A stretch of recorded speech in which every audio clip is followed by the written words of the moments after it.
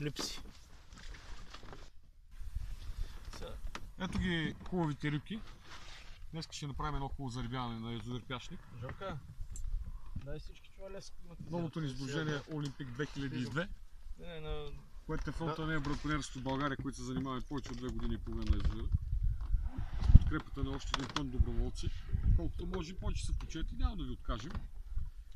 Ще направим днес това зарибяване с бялото столо от 3 водици. Специално очакваме колегата да влезе и да може да почне процедурата.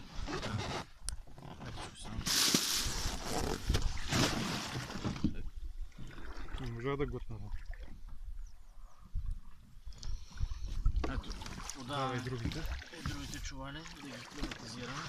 Гоше, хайде по един да ги правим, защото сега как Не, слагай ги да си плуват. Колко пъти пускал ли си? Да, ушки.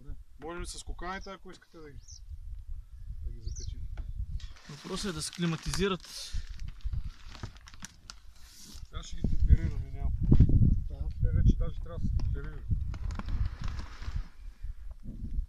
Пускай. Още един ли е? Ела малко.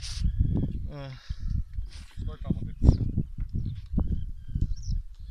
Значи сега. Поддържай го. Дай да го отворим.